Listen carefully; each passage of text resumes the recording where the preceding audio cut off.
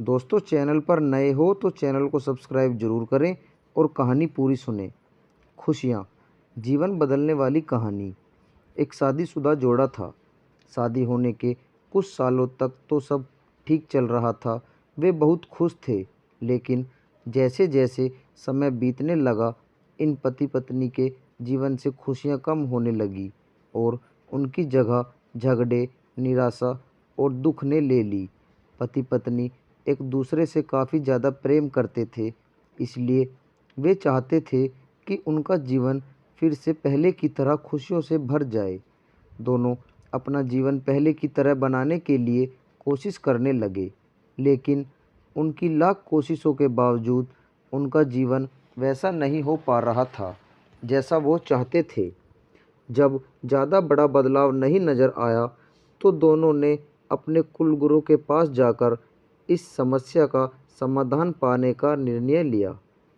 वे अपने कुलगुरु के पास पहुँचे और उन्हें अपनी समस्या के बारे में विस्तार से बताया। उनकी बात अच्छे से सुनने और समझने के बाद कुलगुरु ने उन्हें एक उपाय बताते हुए कहा कि अगर आप दोनों किसी ऐसे जोड़े को खोज लेते हो जो संपूर्ण रूप से खुश है, तो उसके कपड़े का एक टुकड़ा ले आना। बस उसी दिन से आपका जीवन बदल जाएगा और आपको वैसा जीवन मिलेगा जैसा आप चाहते हैं।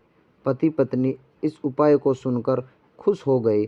उन्हें लगा ये अच्छा है, क्योंकि उन्हें ऐसे जोड़े की तलाश करने में ज़्यादा समय नहीं लगेगा जो पूरी तरह खुश हो, और साथ ही साथ उन्हें थोड़ा घूमने का भी मौका मिल जाएगा।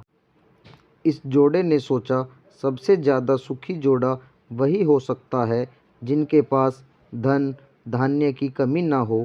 इसलिए उन्होंने सबसे पहले अपने राजा और रानी को मिलकर उनसे पूछना बेहतर समझा कि क्या वो संपूर्ण रूप से भी खुश हैं या नहीं।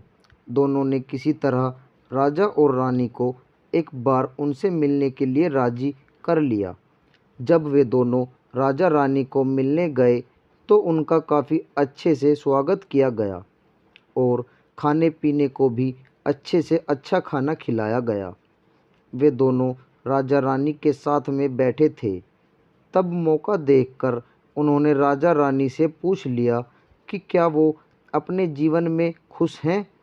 राजा रानी दोनों ने कहा, हाँ बिल्कुल, वे दोनों जीवन में खुश हैं। राजा रानी का जवाब सुनकर जोड़े को खुशी हुई, लेकिन फिर भी उन्होंने आगे बढ़कर पूछा, क्या आप दोनों पूरी तरह से खुश हो।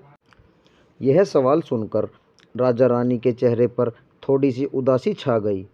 राजा ने कहा, हालांकि भगवान ने हमें जीवन में हर वह वस्तु दी है जिसकी ज़रूरत होती है, या यूँ कहूँ कि ज़रूरत से ज़्यादा ही दी है, लेकिन एक संतान सुख अब तक हमें नसीब नहीं हुआ। राजा का जवाब सुनकर जोड़े को पता चल गया कि वे संपूर्णतः सुखी नहीं हैं। उन्होंने अपना सफ़र आगे जारी रखा। उन्हें पता चला कि दूसरे राज्य में एक बहुत धनी सेठ है। इस सेठ के पास धन दौलत के साथ साथ बाल बच्चे भी थे। इसलिए उन्होंने उनसे जाकर पता करना चाहा कि क्या वह पूर्णतः सुखी हैं या नहीं।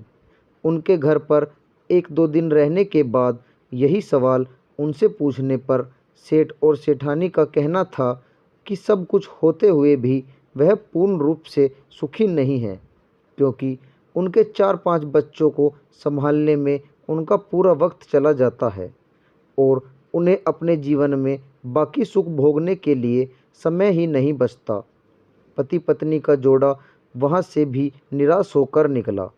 वो अपने जान पहचान और अनजाने कई लोगों से मिले, पर अंत में उन्हें यही पता चला कि सबके जीवन में कोई ना कोई ऐसी कुछ तो कमियां हैं जिनकी वजह से वो अपने आप को पूर्णतः सुखी नहीं समझते थे। अंत में पति पत्नी एक किसान दंपत्ति से मिले, जो दोपहर में खेत में काम करने के बाद खाना खाने के लिए बैठे थे। उनके चेहरे पर जो बेफिक्री और शांति उन्होंने देखी, वो पहले किसी के चेहरे पर नहीं देखी थी। जोड़े को लगा कि शायद अब उनकी तलाश खत्म हो जाएगी। किसान पति पत्नी के पास जाकर दोनों ने उनसे पूछा कि क्या वो अपने जीवन में खुश हैं। किसान और उसकी पत्नी ने कहा कि वो बिल्कुल खुश हैं। जोड़े ने किसान से अपना अगला सवाल भी किया कि क्या वो जीवन में पूर्णतः खुश हैं।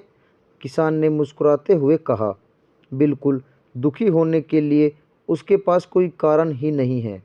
ऐसा ही हर तरह से खुशी दंपत्ति की तलाश कर रहे जोड़े ने जब खुश होकर अपने सफ़र और कारण के बारे में बताते हुए किसान से उसके कपड़े का टुकड़ा मांगा, तब किसान चिंतित होकर बोला कि अगर उसके पास एक से ज़्यादा कपड़े होते तो वो ज़रूर उन्हें अपना कपड़ा फाड़ कर दे देता।